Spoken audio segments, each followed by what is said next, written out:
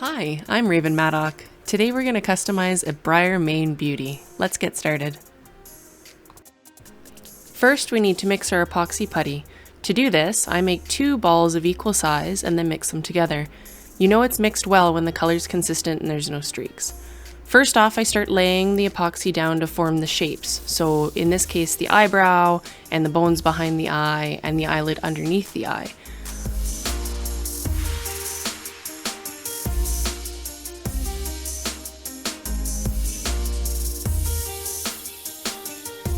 I'm now laying in a part that will be later the eyelid and the eyelash, and now I just use water to blend the epoxy in with the plastic.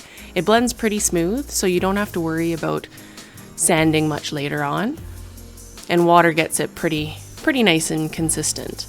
So I'm trying to get the shapes in there, not squishing it down too flat, but at the same time I want to make sure that it's blended well. Like I said, you have lots of sanding afterwards if you don't do that well. We'll clean it up a little bit later, but it's good to have a good base to go with before you start putting in details. Now I use my clay shaper tool, which is a silicone tip tool, to start to form the area in about the eye. And this tool is a little metal one that will allow me to get a nice clean line to go in and around and shape that eyelash and that first eyelid. So I alternate between the tools. I can use the metal tool to go in and pull some of that epoxy out just to clean it up, and trying to make sure that I keep that eye area open so that I can use that later and not have to worry about pushing things around too much. So this tool is really good for adding in all your creases, making sure that your lids are nice and crisp, and I'll sometimes just draw in the shapes like you see me doing here, and I'll clean that up later on. And the tools are just lubricated with water. There's no smoothing agent or anything like that. So I'll use the silicone because it works almost like your fingertip to smooth, and then sometimes I'll take a cheap brush just like this one from the dollar store and use that with a little bit of water just to help smooth that little bit extra. So now I'll lay in the cheekbone, and this is kind of a teardrop shape just underneath the eye, and use my tool and my finger with a little bit of water to blend it in just so that we have that nice connection.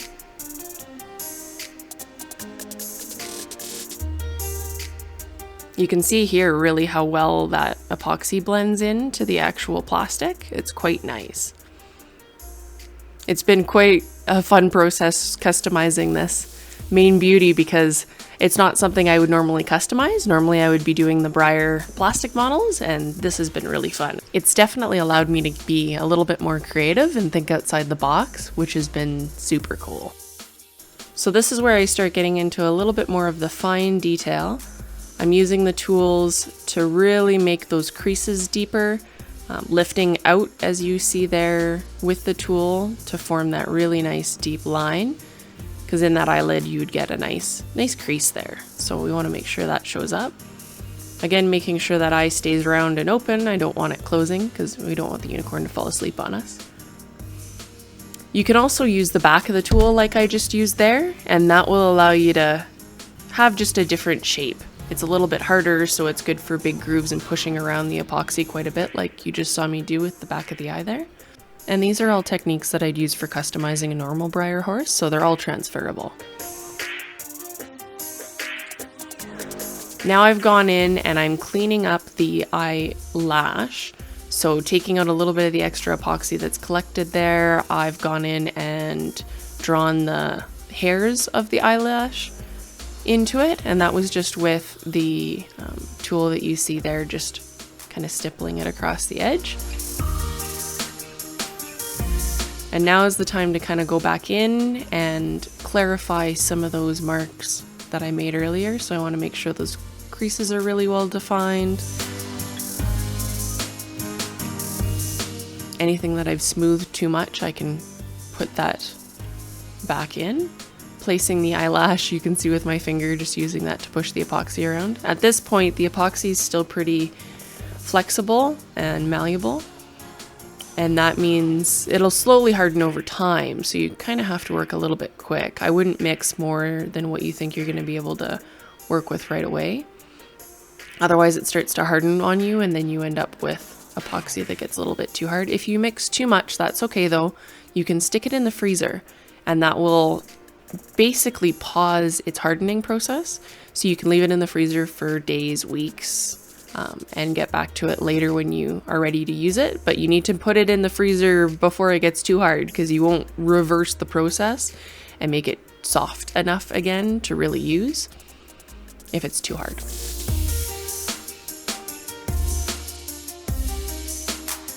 All right, now we're moving on to the nose. And I'm just forming the outside shape of that nostril here. And then I'll go in, once I've blended the edge of this to make sure it holds it down, I'll place the inside of the nostril. So it's almost like a 6 shape. It's a curve within a curve. So you'll see when I put this piece in that it's, there you go, forming a curve within a curve. It's almost like a heart with the shapes misaligned. That inside part comes a little bit farther in. And I can use my silicone clay shaper here to blend things and shape things a little bit more. And I do a lot of reworking and working with my fingers just to make sure everything's blended properly, trying to get the shapes in where I want them, knowing that I can always smooth things out and go back in later. Like with the eye, you see me go back to the nose quite a few times.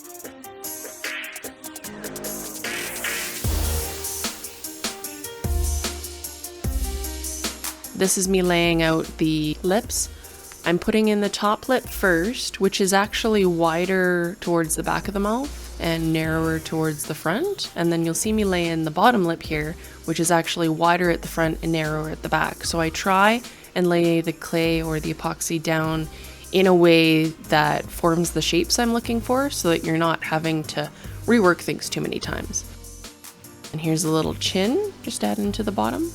So you can already see it looks like a mouth, and I haven't done any working on it other than just laying the clay in and blending it. So you know you're on the right track when you're starting to get the shapes going like that. And that's just a matter of being observant, looking at your horses, your Breyer models, reference photos, and seeing how everything's laid out on the horse. Now I'm taking that clay shaper tool and my brush and going in and starting to form more of the details. So the line in under the nose and that curve, because the nostril sticks out quite a ways. And then going in with my tool that's a little bit sharper to start with the lips, because that is a very defined line. And changing to the softer clay shaper to get a little bit of a softer mark and blending it a little bit. You see how many times I go back and forth and smooth and then redo and smooth and redo. And it may seem like it's not getting me anywhere, but slowly and surely it's getting to the right spot that I'm looking for.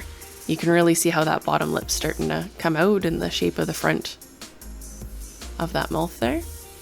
Now I'm going to change the profile of the face just a little bit. I just wanted a little bit more the bridge of the nose and the front of the head there. And this is a really easy part to just lay down and blend in. Big shapes are a lot easier to do and a lot quicker to do than the small little things and the details like the eyes and the nostrils and the mouth. So this blends in quite quickly, which is really quite nice. This has been really nice to work with. I quite enjoyed playing with this.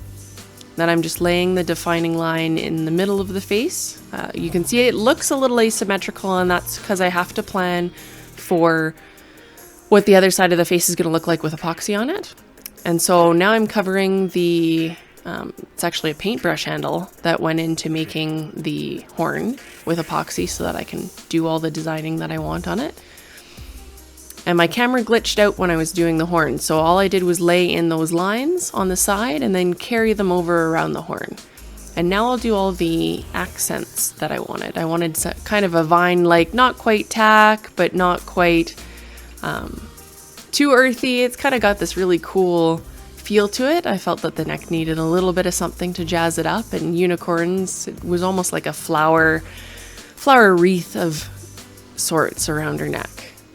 So going in, laying down those shapes, I wanted a kind of a heart design on the front, and I'm basically just putting it down, squishing it on, and smoothing it out and using the pressure from my finger to really push that clay into the plastic and help it bond.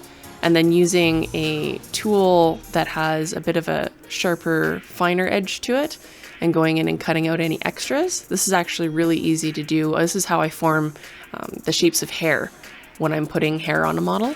If I want little tendrils and things, I'm going in and I'm using a tool like that to clean up those edges. And then that edge of the horn wasn't quite working for me, so I wanted to cover it up and put a little bit of a decorative element around it. So I'm going in and laying the clay in and then making the designs with the clay shaper. I'm not using 100 tools here, I'm really only using 3 or 4.